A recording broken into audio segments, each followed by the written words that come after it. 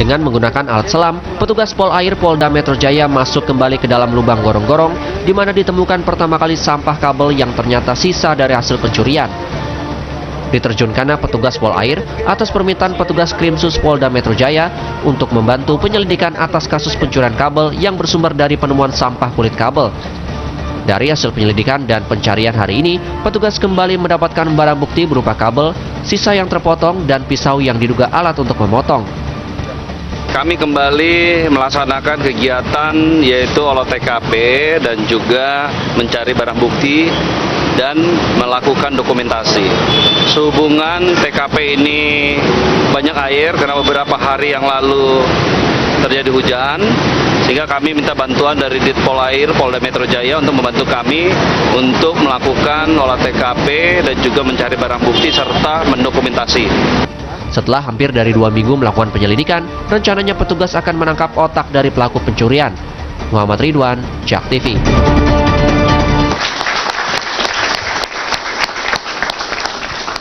Ya pemirsa, kulit kabel akhir-akhir ini benar-benar menjadi benda yang paling disorot media lah, termasuk media sosial. Ini tentu karena hingga kemarin sudah ditemukan 26 truk kulit kabel di gorong-gorong yang lokasinya tidak jauh dari istana atau ring 1.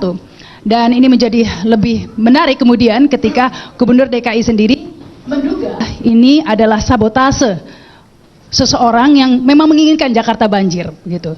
Dan sehingga kemudian kasus kulit kabel ini menjadi sekian lama menjadi misteri. Dan syukurlah kasus ini tampaknya sudah berhasil diungkap oleh Polda Metro Jaya. Ini akan menjadi tema perbincangan kita dalam Cafe Break bersama Kapolda Metro Jaya. Dan hari ini langsung saja kita tanya ini. Seperti apa sebenarnya Pak sejauh ini pengungkapan misteri kulit kabel ini Pak?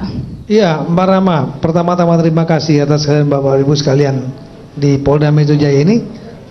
Kembali ke masalah kabel saya kira sudah diungkap oleh teman-teman dari jajaran Direktorat Kriminal Khusus. Pak Mujiono nanti bisa menjelaskan. Ya, jadi ternyata kabel itu berasal dari bungkus-bungkus kabel yang batang tembaga dan batang timahnya dicuri oleh sekelompok pelaku-pelaku. Nanti kita akan tampilkan rekan-rekan sebagai tersangka di sana. Mereka bisa bercerita sendiri. Jadi ditumpuk berhari-hari, berminggu-minggu, berbulan-bulan. Jadi tidak heran kemudian kalau seandainya bungkusnya ditaruh, batangnya itu yang diambil karena memiliki nilai ekonomi cukup tinggi. Tembaga itu hampir 48.000 per kilo ya. Tapi kulitnya sendiri ada yang bilang juga ada nilai ekonomisnya Pak? Kurang. Jadi kulitnya kita tanya kenapa kulitnya nggak diangkat sekalian? Kita kan bukan tukang sampah katanya gitu. Tapi kan itu nanti bisa nutupin gorong-gorong. Ya kita juga nggak ngerti. Itu kan bukan dinas air kita gitu. Nah nanti saya kira nanti mereka bisa bercerita. Kita memang topik kita masalah banjir hari ini Mbak Rama. Sekaligus banjir gorong-gorong yang ditutup oleh kabel ini salah satu saja penyebab. Tapi kita ingin tahu yang lebih luas lagi. Karena ini masalah Jakarta banjir ini. Sampai ada yang menyatakan kalau ingin menjadi gubernur Jakarta harus menyelesaikan 2 problem yang paling utama, banjir dan macet, gitu kan. Nah ini banjir ini kita pengen lihat nanti seperti apa trajektori potensi banjir di Jakarta. Ini kita undang Bapak langsung kepala badannya yang kebetulan teman saya juga di Lemanas, Pak Dr. Andi Eka Satya, kepala BMKG nanti akan menjelaskan. Kemudian kebijakan-kebijakan mengenai penanganan masalah banjir mulai dari pemerintah, kepala dinas tata air kota Jakarta, kemudian juga nanti dari legislatif dari DPR, DPRD Pak ya, kemudian dari Ibu Fahira juga ada ketua DPD. Sekaligus juga nanti kita melihat bagaimana dampak daripada banjir ini, termasuk nanti bagaimana kabel itu menjadi penyebab banjir, kenapa berbuat dilakukan, dan kemudian tentunya kita ingin meminta masukan dari sejumlah pengamat, mulai dari Babe kita Pak Ridwan Saidi, Pak Dr. Yayat nantinya, dan saya kira cukup banyak yang lain, ada Pak Anwar Fuadi, cukup banyak saya kira yang hadir, ada Bang Egy Sujana juga. Kita ingin mendapat masukan-masukan. Mudah-mudahan masyarakat akan lebih paham tentang bagaimana banjir di Jakarta, potensinya seperti apa, bagaimana pemerintah mengatasinya, harusnya langkah-langkah seperti apa untuk memperbaikinya. Saya kira demikian, Pak. Baik, terima kasih Pak Kapolda. Jadi sudah dipastikan bukan sabotase begitu ya Pak ya, apa masalah kabel ini? Ya, sabotase nggak sengaja kali ya. Bukan untuk menggulingkan atau ada maksud tertentu. Tetapi memang benar masalah banjir bukan hanya sebatas kabel, kulit kabel begitu ya. Penyebab banjir tentunya kompleks. Tapi masalah kulit kabel ini sudah kadung menjadi pembahasan di mana-mana, dan kasus ini memang sudah diserahkan ke Polda Metro Jaya. Tentunya publik ingin tahu juga karena ini sudah menjadi misteri juga begitu ya. Bagaimana penuntasannya? Ini ada Pak Mujiono ya Pak ya. Silakan Pak, seperti apa nih sebenarnya Pak penuntasan? Karena kan orang heran bagaimana bisa 26 truk dimasukkan, untuk mengeluarkannya saja susah. Itu masukannya seperti apa memasukkannya Pak? Terima kasih. Jadi pada hari Sabtu saya dipanggil Pak Kapolda, ada tugas untuk menyelidiki tentang temuan bekas lilitan kabel yang ada di Jalan Merdeka Selatan. Itu hari Sabtu. Hari itu juga kami bentuk tim untuk menyelidiki kasus itu. Kami koordinasi dengan Dinas Tata Air, dengan Telkom, dengan PLN, dengan Pol PP, dengan Pol Air, dengan Dishub. Kami turun ke TKP. Kami juga mencari saksi. Setelah kami ke TKP, kami juga masuk gorong-gorong bersama PLN, bersama Telkom, bersama Pol Air, bersama Dinas Tata Air. Di dalam gorong-gorong itu ditemukan beberapa barang yang seharusnya tidak ada di gorong-gorong itu. Apa itu barangnya? Ada linggis, ada cangkul, ada gergaji besi, ada lampu senter kepala cukup banyak, ada aki, ada bekas tempat makan, kemudian ada semacam terpal. Di gorong-gorong juga kita temukan gorong-gorong yang dalam keadaan rusak tidak wajar. Gorong-gorong itu dilubangi, sebelahnya lubang juga. Kemudian dari hasil olah TKP tersebut dan keterangan beberapa saksi, kami berkesimpulan hari kelima, di situ diduga terjadi tindak pidana pencurian pemberatan berupa pencurian kabel di bawah tanah. Itu 5 hari. Hari berikutnya kami berhasil menangkap seorang pelaku. Kemudian dikembangkan sampai dengan hari ini sudah kita amankan 6 pelaku. 6 ini perannya adalah 5 orang memotong di bawah, kemudian dikupas, lilitannya ditinggal, kemudian tembaga sama timahnya dibawa ke atas, kemudian satu lagi orang yang mengambil di atas gorong-gorong. Jadi itu kabel apa yang diambil Pak? Kabel PLN di situ atau bagaimana? Ini sekarang sedang kita dalami, ini bisa kabel PLN, bisa kabel Telkom. Dua-duanya bekasnya sudah kita ambil sampelnya, sudah kita ambil ke lab. Saya bukan ahlinya di bidang kabel, namun dua-duanya sudah kami pegang barang bukti itu, baik bonggolan yang bekas dipotong maupun sisa-sisa kabel yang sudah dipotong. Ini sudah kita kirim ke lab semua. Ini kabelnya siapa? Nunggu keterangan lab. Jadi itu kabel aktif, maksudnya bukan sisa proyek dibuang begitu, bukan? Kabel yang ada di bawah tanah begitu dipotong? Kabel-kabel ini adalah kabel lama, di bawah tanah itu banyak sekali kabel. Baik kabelnya PLN maupun kabel Telkom cukup banyak. Cuma masyarakat banyak yang tidak tahu, itu tempatnya di dalam. Tempatnya di dalam itu. Kemudian sampai dengan saat ini juga, dari 6 tersangka ini kita bisa memetakan siapa sih kelompok-kelompok pelaku pencurian pemberatan berupa kabel di bawah tanah. Ada 3 kelompok besar. Ini sedang kita kembangkan semua, kita sudah tahu jaringannya semua. Kalau yang 26 truk itu Pak, dari tahun berapa sebenarnya itu kabel? Dari keterangan para tersangka itu bisa ada tahun 2013. Ada seorang kelompok pelaku melakukan kegiatan selama 8 bulan. Pertengahan bulan Juni 2013 sampai Februari 13. Dan mereka pun cara masuknya ke gorong-gorong itu bisa subuh masuk, subuh lagi keluar. Ada juga subuh masuk, sore keluar. Ada juga yang 2 hari.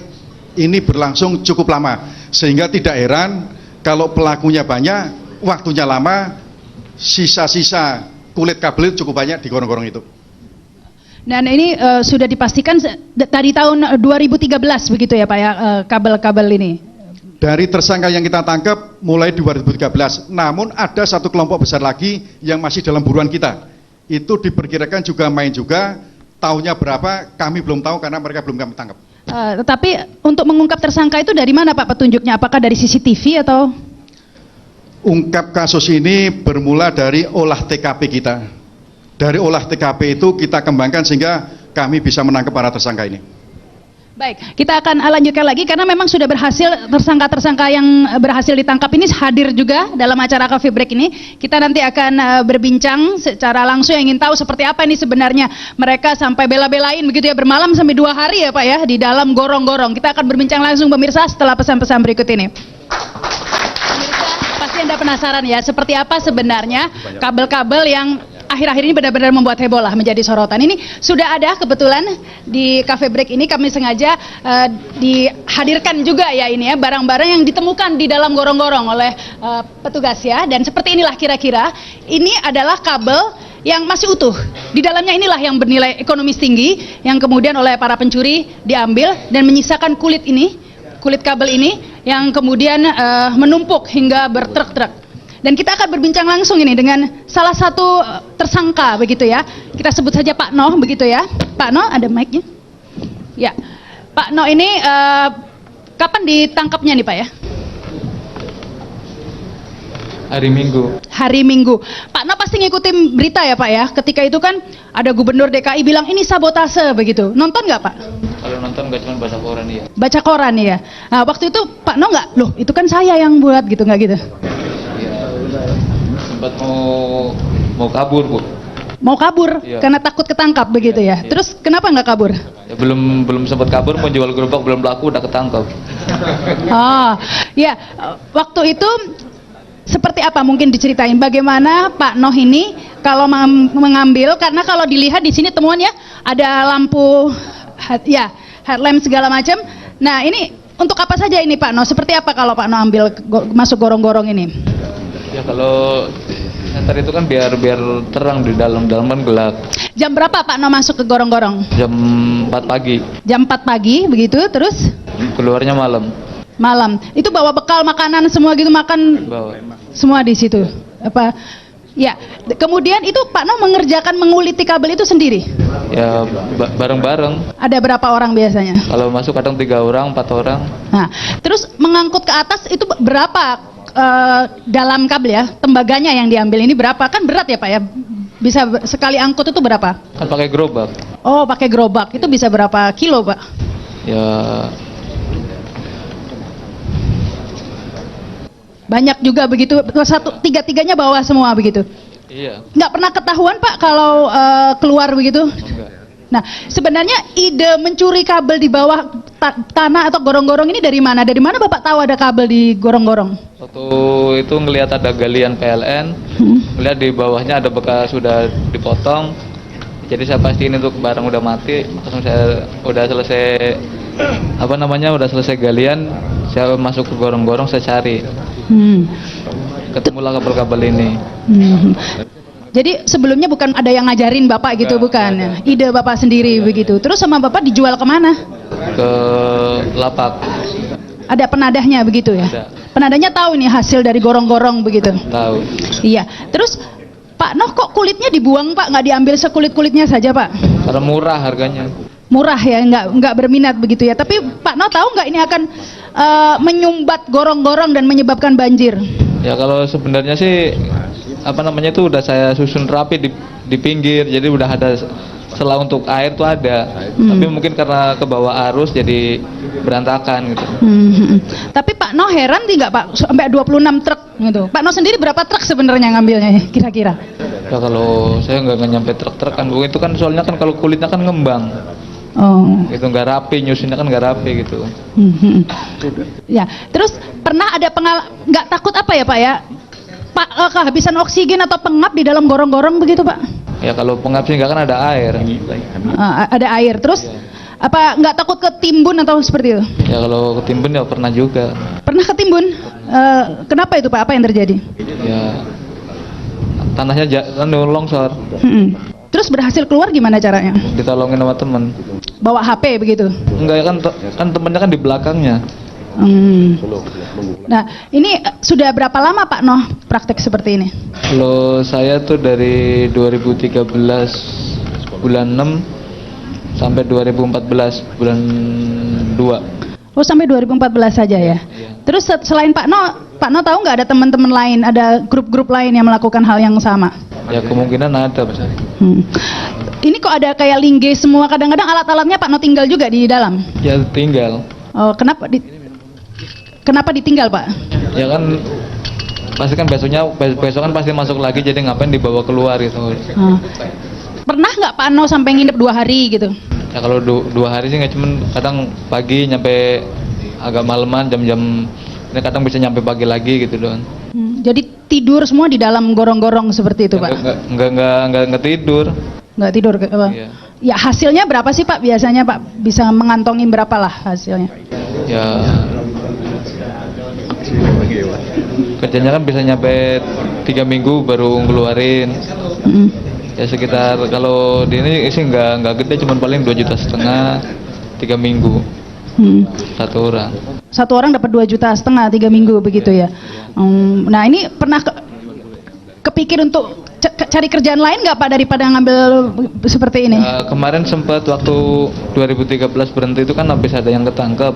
Saya sempat kerja di proyek, terus kemarin udah berhenti, udah ini 2 tahun ini udah mulung terus.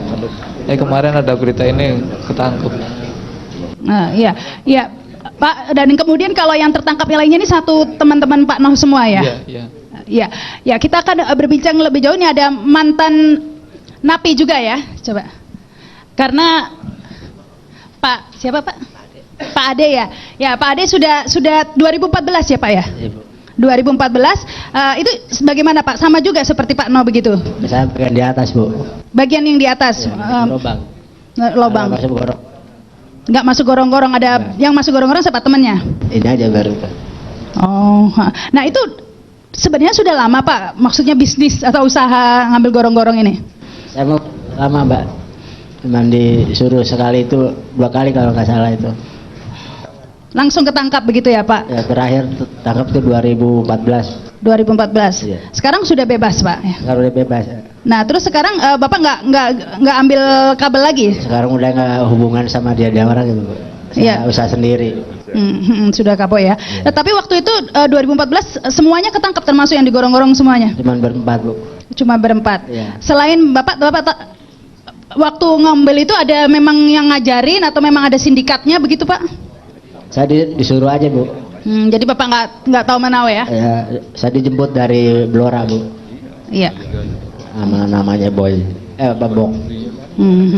Ini apa Febri ya? Iya Febri. Kalau Febri masuk gorong-gorong? Sama Mang Ade. Nah itu pernah ketahuan nggak lagi ngambil itu ada petugas polisi, mengingat itu kan di ring 1 ya, banyak penjaga. Ini sempat gimana cara mengakali petugas ya? Masuk di dalam gerobak. Masuk di dalam gerobak, sembunyi di dalam gerobak. Iya. Jadi lancar-lancar saja selama sekian lama ini, nggak pernah ketahuan begitu? Kalau saya baru sekali Bu tangkap. Kalau yang lainnya udah berkali-kali. Dulu ketangkapnya bukan karena tertangkap tangan atau bukan ya? Kenapa ketangkapnya? Tangkapnya lagi bawa gerobak. Lagi tertangkap bawa gerobak langsung ketahuan gitu? Ya, dalamnya isinya tembaga, kabel. Oh, tertangkap lagi membawa barang bukti lah ya, membawa kabel dan lain-lain ya. Kita akan lanjutkan ya, tapi kita harus break dulu karena ini sebenarnya ada banyak ya yang sudah berhasil ditangkap oleh Polda Metro Jaya. Tentunya ini mematahkanlah sementara dugaan bahwa ini adalah sengaja sabotase seseorang yang ingin membuat Jakarta banjir, tapi lebih kepada kasus pencurian begitu ya, yang akhirnya berdampak seperti ini. Kami akan kembali pemirsa setelah pesan-pesan ke Pak Yayat Supriyatna. Sudah didengar tadi Pak ya keterangannya ini. Bagaimana Pak ya? Mungkin pertanyaannya, kenapa baru sekarang begitu ya terungkap ini? Sudah dari tahun sebenarnya 2014 sudah sampai, tapi sudah menumpuk sampai 26 truk begitu. Ini menarik, ini menggambarkan betapa carut marutnya peta ruang bawah tanah Jakarta, khususnya pada pemasangan instalasi baik untuk listrik, air, telekomunikasi dan sebagainya. Yang kedua kan menjadi pertanyaannya, mengapa baru ditemukan sekarang? Nah ini yang menarik ya, mengapa baru ditemukan sekarang? Ini 2014 sudah terjadi. Nah, ini berarti ada persoalan pengawasan, pemeliharaan atau perawatan terkait dengan gorong-gorongnya. Tetapi ini juga menjadi sebuah catatan buat kita bahwa peristiwa ini seperti tadi bersama Pak Kapolda dikatakan bahwa di bawah tanah Jakarta ini ada tambang. tambang tembaga atau tambang berbagai jenis kabel potensi yang sangat besar. Jadi pertanyaan yang paling besar adalah ini PR buat DKI ke depan, bagaimana membuat perda yang mengatur tentang pengaturan utilitas.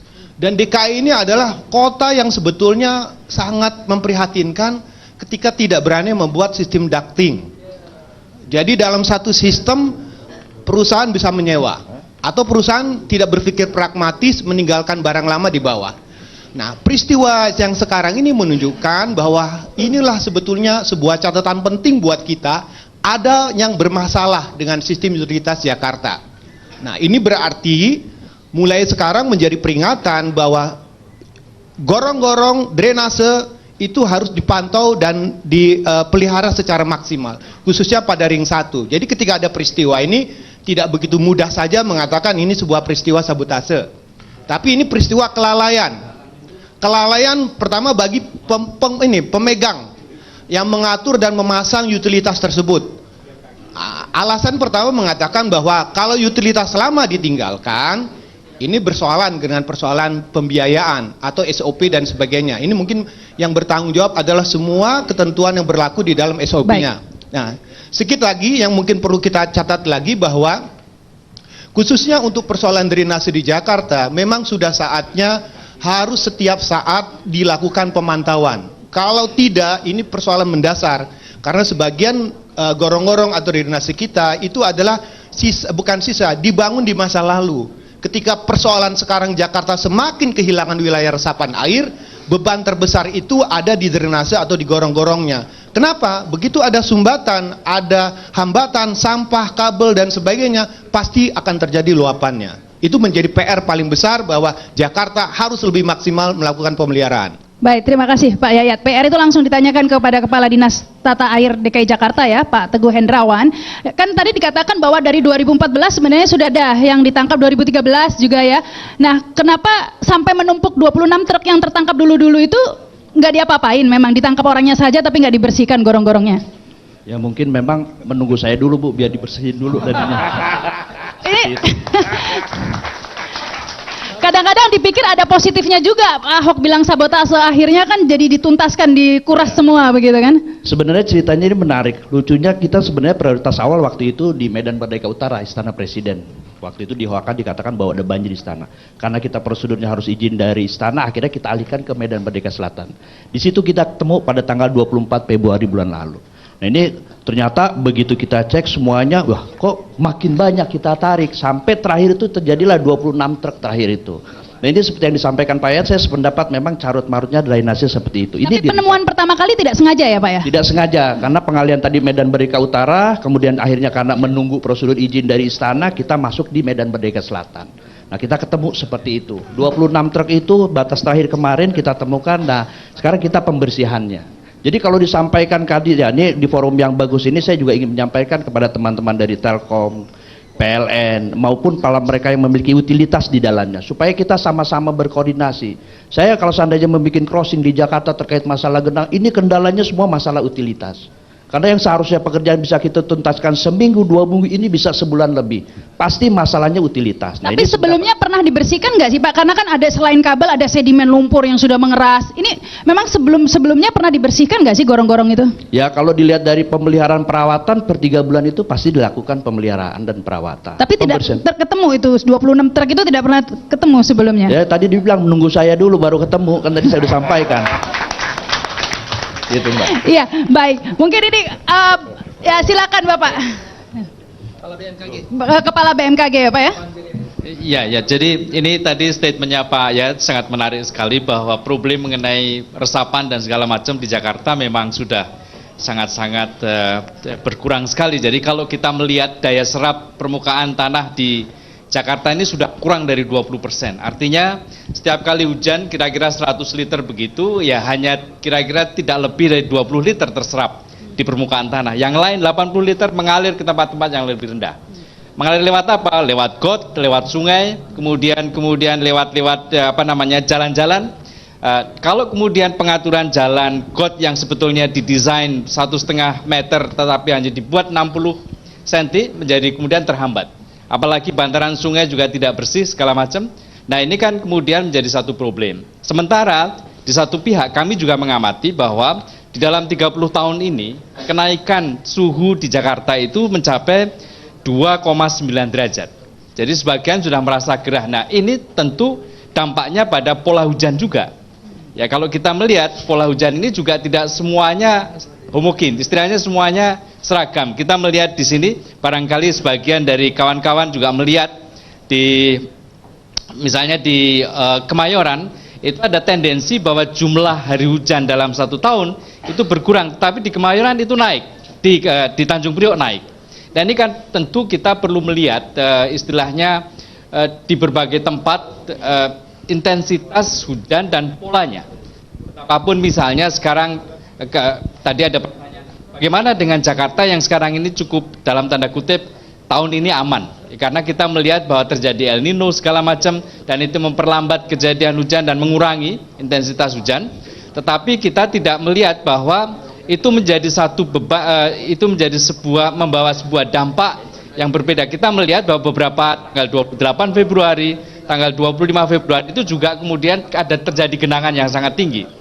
Seberapa esensial sebenarnya ya gorong-gorong ini ya, meskipun curah hujan intensitasnya tidak tinggi begitu. Itu justru kemudian kita melihat bahwa karena hujan ini ada dua untuk Jakarta. Pertama, kalau hujannya sangat rata di Jakarta maka tekanannya pada permukaan tanah. Tapi juga ada aliran yang datang dari daerah penyangga yang datang. Nah, kalau kemudian datang dari daerah penyangga maka saluran sungai dan segala macam menjadi satu problematik, dan ini tentu gorong-gorong juga. Kalau kemudian jatuh di merata di Jakarta, gorong-gorong menjadi satu masalah yang sangat-sangat esensial. Dan kalau ini istilahnya tekanan mengenai permukaan ini tidak kemudian kita naikkan, maka akan jadi satu problematik juga.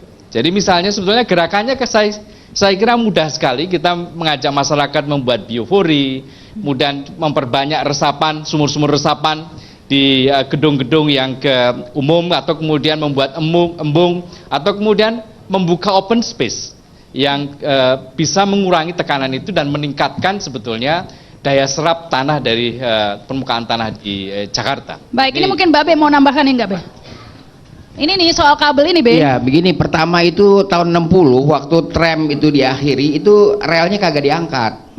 Jadi tradisi ini dituru oleh saudara-saudara kita PLN dan Telkom. Jadi ada akar sejarahnya. Nanam kabel. Maklum ahli budayawan dan sejarah ya. Jadi sampai gini hari itu rel dari 6 lane di Jakarta masih di dalam tanah. Jadi bukan cuma tambang tembaga, kita punya tambang besi loh. Ya, jadi mestinya ada perda yang dibuat ya. Pencurian-pencurian seperti ini itu mempunyai dampak ganda. Ada faktor kerugian, ada kerugian publik. Seperti juga pencurian terhadap public telepon, pencurian terhadap nama-nama jalan.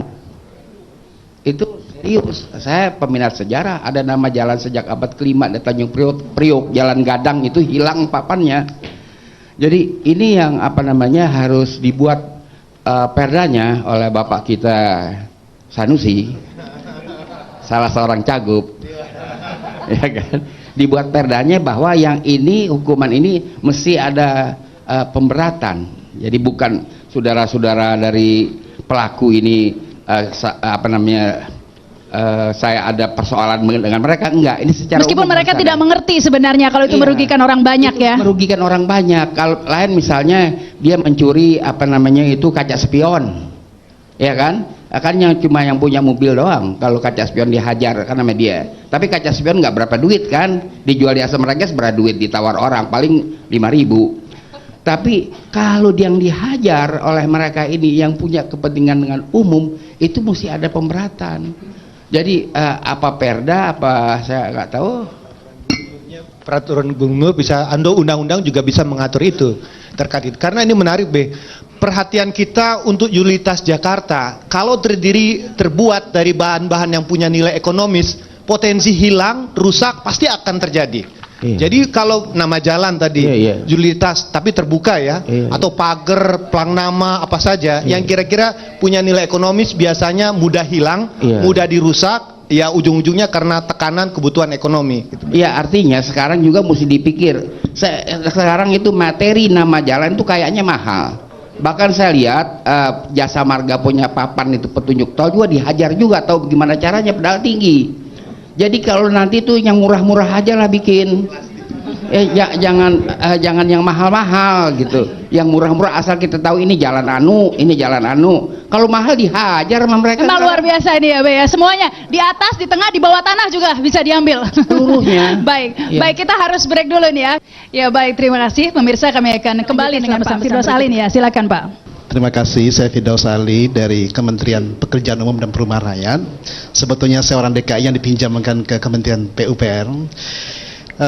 Saya sedikit merefresh saja bahwa apa yang terjadi sebetulnya ya saat ini adalah bagian proses panjang yang sudah kita abaikan. Ya, saya 2007 ketika banjir besar saya sudah mengingatkan bahwa sebentar lagi kita akan menghadapi bom waktu. Kenapa? Karena kita selama ini lalai mengurus urusan di bawah tanah. Ya maksudnya bukan bawah tanah itu bukan makam, tapi adalah kekayaan yang ada di bawah tanah. Kota-kota besar dimanapun di muka bumi ini, apalagi ibu kotanya, dibangun tidak hanya di permukaan tapi juga di bawah tanah. Utilitas bawah tanah itu hal yang penting. Kenapa? Karena dia menentukan kota itu tadi bisa berfungsi apa tidaknya. Kita menyarankan bahwa DKI sudah saatnya punya jaringan utility terpadu. Dan saat itu saya masih ingat Pak Foke baru naik menggantikan Pak Sutioso. Saya ingatkan Pak, segera dibangun setidak-tidaknya di ring 1. Kenapa? Karena ini mencerminkan dignity ibu kota. Tapi alhamdulillah sampai saat ini tidak sempat dibangun. Ya, karena barangkali sibuk dengan urusan di permukaan sehingga kemudian ketika terjadi penemuan di Medan Merdeka Selatan, dan saya juga berterima kasih dengan Pak Ahok sebetulnya. Kenapa? Karena beliau dengan berani mengatakan ini sabotase. Kalau tidak ada faktor pemicu kata-kata sabotase ini, barangkali Pak Tito tidak akan menurunkan pasukan lengkap ke bawah gitu. Kenapa? Karena ini hal yang sudah lama kita abaikan. Terlepas dari motivasi apapun dari saudara kita yang kemudian karena ya berani melakukan tindakan nekat di bawah gorong-gorong tadi. Tetapi inilah cermin buruknya tata kelola utility yang ada di bawah tanah kita. Dan sekali lagi saya katakan bahwa ini momentum terbaik untuk kita membenahinya. Kenapa? Karena kalau tidak, ini kan hanya baru ketemu di ring 1. Sebetulnya kalau Pak Tito menurunkan pasukan lengkap, kemana-mana ada Pak. Tidak hanya di Jakarta, di Bandung, di Surabaya, di mana. Kenapa? Karena kebiasaan dari kontraktor kita ketika mereka punya satuan harga untuk membongkar, memasang dan membongkar, mengambil yang lama. Karena mengambil yang lama kadang-kadang kosnya juga mahal, kemudian dibiarkan di bawah tanah. Kedua apa? Karena tidak ada jaringan utility terpadu, mereka lebih enak menitipkan di gorong-gorong. Padahal sepengetahuan saya di kota-kota modern saat ini hanya di Jakarta lah yang kemudian jaringan utility terpadu tidak kita miliki, tapi semua dititipkan di gorong-gorong. Jadi di gorong-gorong kita menemukan segalanya, ya kabel telepon, kemudian ya fiber optik, kemudian PLN, termasuk pipa-pipa yang lain. Mudah-mudahan ini tidak akan menjadi hal yang berlarut ke depan, Rahma. Baik, terima kasih Pak Firdaus Ali. Sebelum saya ke Pak Sanusi nih, saya ingin kembali lagi ke Pak Teguh nih. Tadi ada yang mau saya tanyakan. Sebenarnya terkait sabotase ini, sebenarnya masukan dari siapa sih kok Pak Ahok bisa mengatakan ini sabotase? Jangan-jangan dari Pak Teguh ya? Ya memang pada hari Rabu ketika temuan itu sorenya saya langsung laporkan ke Pak Gubernur. Pak izin Pak, saya laporkan bahwa di Medan Merdeka Selatan temukan tumpukan. Sementara waktu itu kita sudah dapat 5 truk pada hari itu. Nah ini kemudian Pak Gubernur mungkin share dengan teman-teman wartawan ada sabotase. Saya sih sependapat aja karena memang bukti nyata seperti itu terlihat di lapangan gitu. Tapi kan belum tentu sabotase mestinya Pak ya? Kalau nggak gitu kita kan kerja juga mungkin ditinggalannya. Dengan seperti ini kan jadi pembelajaran buat kita bahwa kita harus bekerja melihat yang lainnya gitu. Baik. Ini Pak Sanusi. Bu Rahma, saya sebentar ya. Jangan menggunakan kata-kata insinuasi di dalam level leadership. Tujuan yang baik sampaikanlah dengan cara yang baik. Jadi dengan menggunakan kata sabotase lah, ini itu, kita ini negara insinuasi jadinya. Jadi sebagai pimpinan gunakanlah kata-kata yang baik. Jadi sorry, Anda juga keliru menyimpulkan Pak Polisi udah mengetahui lama. Bahkan 2014 juga sudah diungkap ya Pak ya? Ya. 2015 juga sudah diungkap. Oke, maaf ya saya interupsi. Ya nggak apa, silakan ini Pak Sanusi. Menurut ada sependapat ini, untung Ahok bilang sabotase, kalau nggak gitu 26 truk nggak dikeluarin Pak. Ya, jadi yang pertama saya bilang bahwa ini ada menariknya bahwa sekarang itu sejak 2015 PU berubah jadi PU air dan PU jalan. Sebetulnya ini ROW. Ini masuknya dalam rangka PU Bina Marga bukan PU air, harusnya di awal. Ini cuma dalam transisi. Yang berikutnya bahwa 2015 itu kita udah bikin kepala bidang ducting di bawah Bina Marga. Jadi bukan di PU Air. Yang menjadi persoalan yang sering kali saya sampaikan, setiap orang masuk utility kita atau masuk akses kita, itu nggak boleh masuk tanpa izin kita. Dan kita baru tahu, kan kita sudah tahu bahwa seluruh ducting besar, drainase besar kita, itu cuma ada di Tamrin dan Sudirman, yang lain semua zaman Belanda. Artinya waktu dia bikin ducting box cover, itu nggak mungkin ada kabel, harusnya di samping kabelnya, bukan di dalam gorong-gorong, karena dia gali kemudian pasang boxnya, pasti di luar kabel itu. Persoalannya kapan orang kita masuk ke dalam itu? Maaf Pak Kapolda, untung baru kabel. Kalau bahan meledak gimana Pak Kapolda? Mudah sekali orang masuk ke dalam situ. Ini menjadi persoalan kita. Jadi berapa kali saya pernah rapat kerja sama Dinas Tata Air, saya tanya gimana persiapan Anda? Karena dalam setahun jedanya cuma 2 bulan musim hujan. 8 bulan, 10 bulan, bagaimana kita seluruh menetralisir semua saluran. Cuma yang menariknya adalah bahwa PAD-nya nggak berimbang APBD kita. Bayangkan saja APBD nanganin banjir saja cuma 3,5 triliun, sementara tunjangan kinerja daerah 9 triliun. Mengatasi macet cuma 4 triliun, sementara tunjangan kinerja daerah 9 triliun. Ini yang menarik Pak Sanusi, karena sangat menarik. Ahok sendiri juga selain menuding ada sabotase, juga mencurigai ada korupsi juga, karena ada dana 1 triliun untuk membersihkan gorong-gorong. Berarti kemana itu dana 1 triliun? Ya, yang pasti yang membersihkan kan eksekutif, yang melakukan semua eksekutif. Nah, DPRD mengawasi tidak itu? Ini larinya dana 1 triliun. Ada hal yang menarik untuk di DPRD. DPRD ini bukan seperti DPR RI yang secara undang-undang terpisah bisa mengawasi full power. Jadi sekarang kalau tidak ada pengaduan masyarakat DPRD, DPRD turun dianggap mau cawe-cawe. Itu yang kita menjadi pikirannya. Sekarang semua tahulah di media seperti apa. Karenanya makanya selalu saya sampaikan sebelum masuk musim hujan, Pak Teguh kita panggil semua rapat kerja. Gimana kesiapannya? Kemudian semua saluran di rumah tinggal semua dikeruk. Kemudian ring 1 baru kemasukan kemarin. Harusnya itu lebih awal. Makanya tadi saya diskusi, kalau bisa nggak boleh ada orang masuk siapapun tanpa izin. Kita rumah, kita kasih kunci ke orang, terus orang masuk ngapain aja? Ngambil, ya udah mau diapakan. Ini yang maksud saya, bahwa menjadi pelajaran buat kita, gorong-gorong besar itu 3 kepala orang bisa masuk. Tamrin, Sudirman. Dan yang menariknya ini juga Jakarta. Ada gorong-gorong di tengah jalan, mana ada orang di jalan runway yang besar, Sudirman gitu, mobil presiden pas gedeg-gedeg, karena di tengahnya dibuat gorong-gorong. Harusnya ini dibuat juga lebih menarik, lebih rapi. Ini juga menjadi persoalan buat Jakarta. Tetapi sekali lagi, kalau kita mau lihat bagaimana Pemda mengatasi banjir, lihatlah dari struktur penganggaran APBD-nya. Kalau itu tidak terlihat, berarti tidak konsen dalam menangani banjir, tidak konsen dalam menangani macet. Itu terlihat dari situ. Meskipun katanya sekarang justru lebih baik begitu ya banjir. Saya mau sampaikan curah hujannya boleh sampaikan tidak seintensitas yang kemarin. Ini yang saya perlu sampaikan di masyarakat. Ada 3 kategori kita.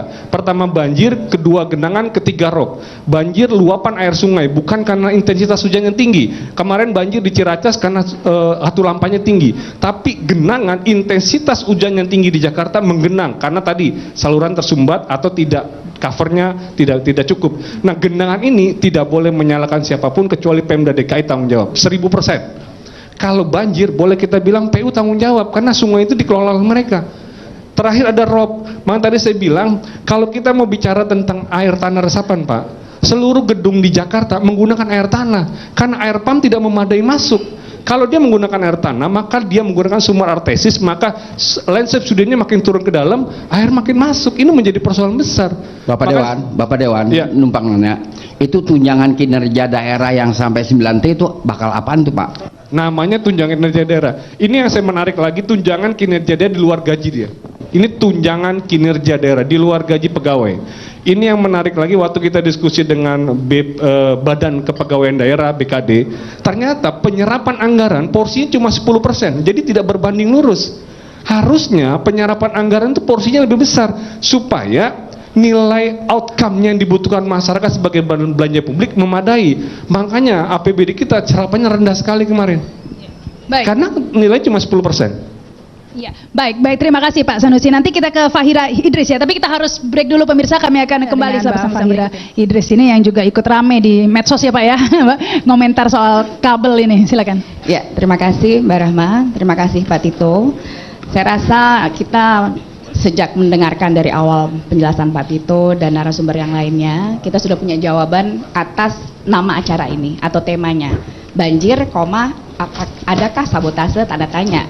Dan ternyata bukan sabotase. Saya termasuk yang awal sekali membuat hashtag kabel kulit bukan sabotase. Nah, itu kan menjadi ramai dan perdebatan sekali ya. Memang menurut saya tidak perlu teori yang rumit, Pak Tito, apalagi sampai menuduh begitu yakinnya ada sabotase ya. Dan harusnya orang-orang yang ada di sekitar Pak Ahok juga mesti bisa meredam, bukan malah mengkompor-kompori beliau gitu ya. Jadi artinya banjir, menurut saya banjir di area Ring 1 itu menandakan masih buruknya sistem ya, sistem manajemen drainase di Jakarta ya.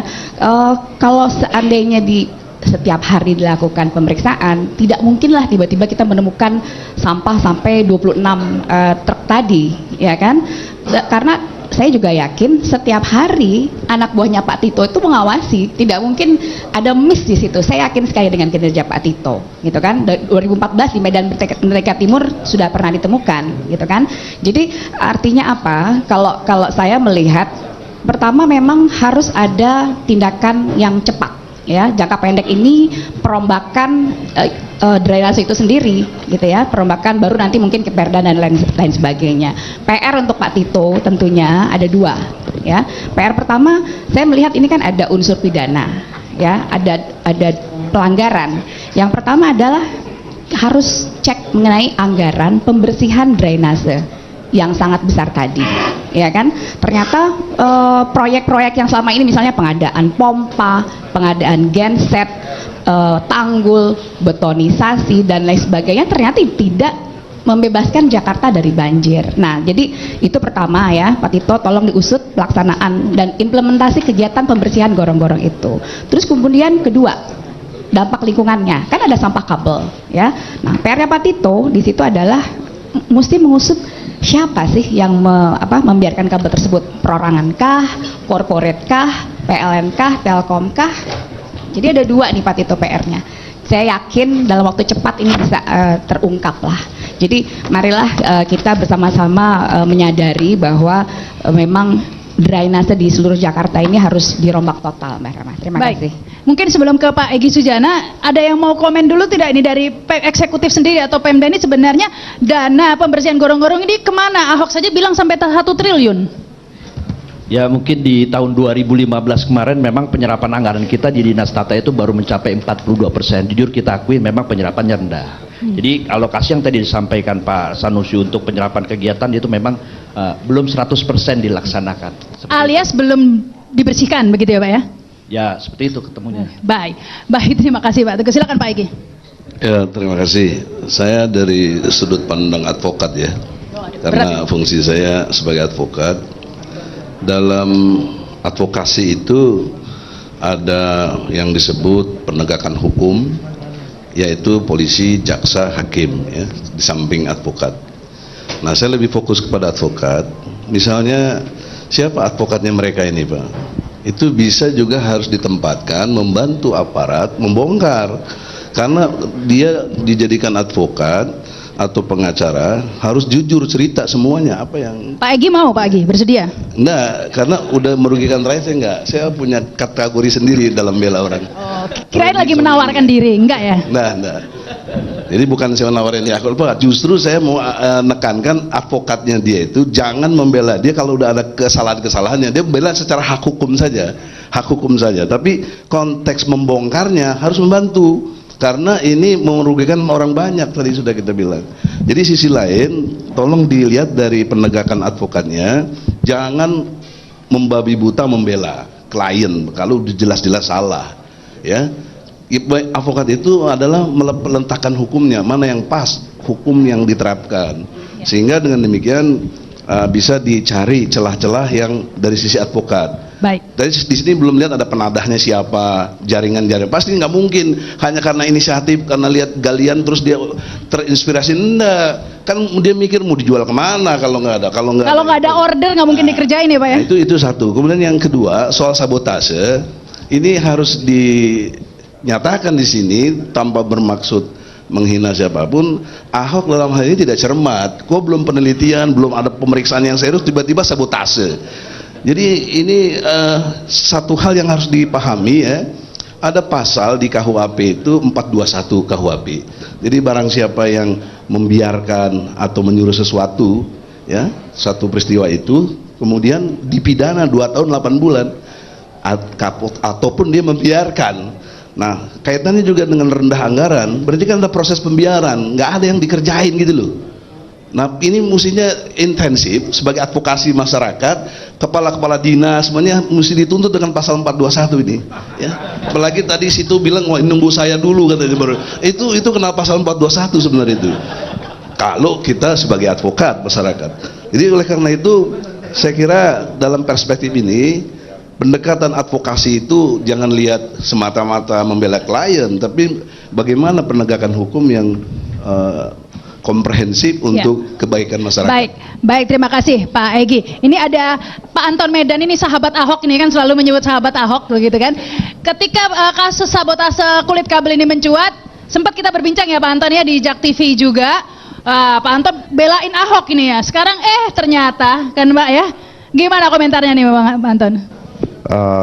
Gini, saya nggak tahu, saya bukan praktisi hukum, saya bukan pejabat, saya mungkin masyarakat. Saya ingin sampaikan di mana sebuah ayat mengatakan Zohara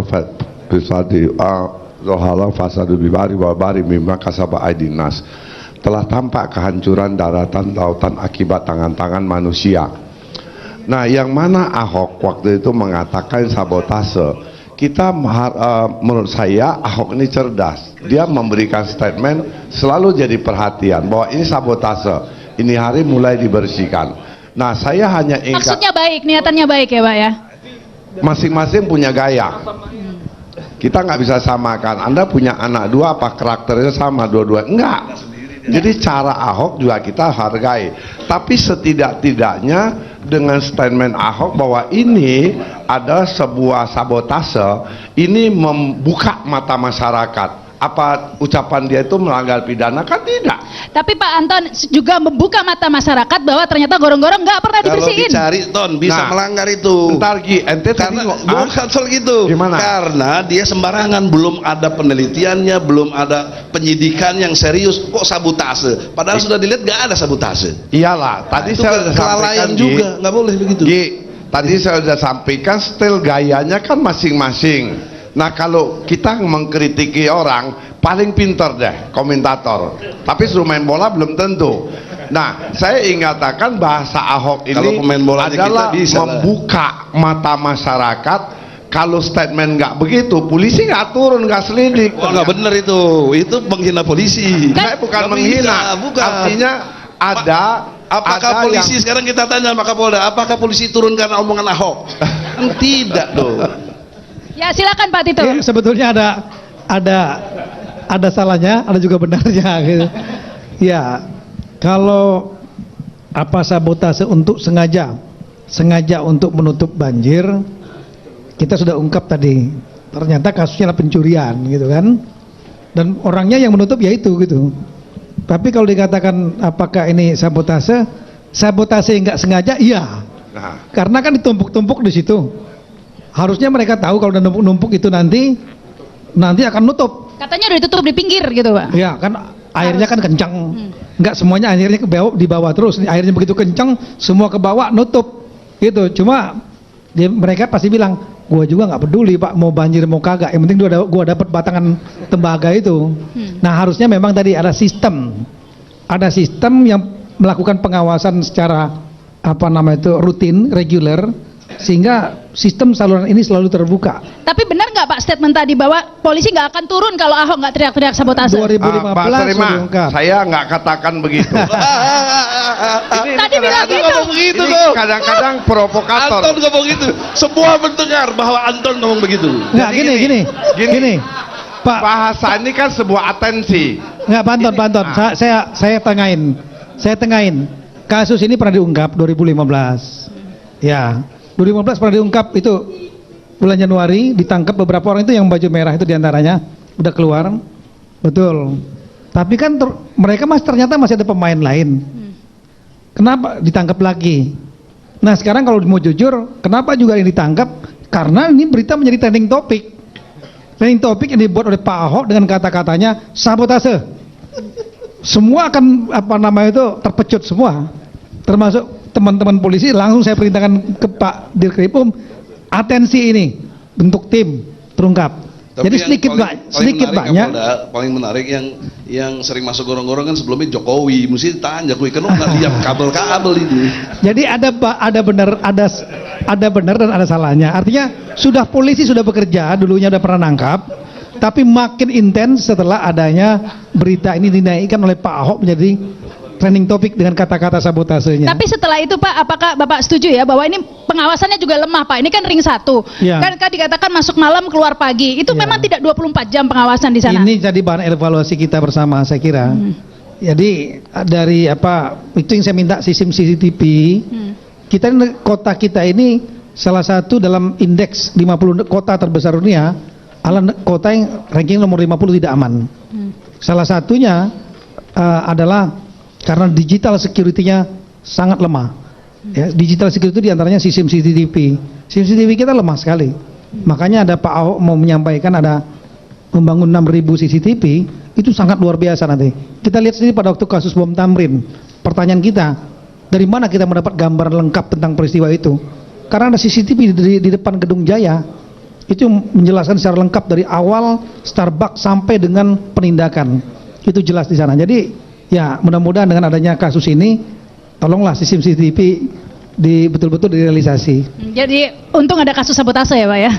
Baik pemirsa, kami akan bahasnya lagi setelah pesan-pesan berikut ini.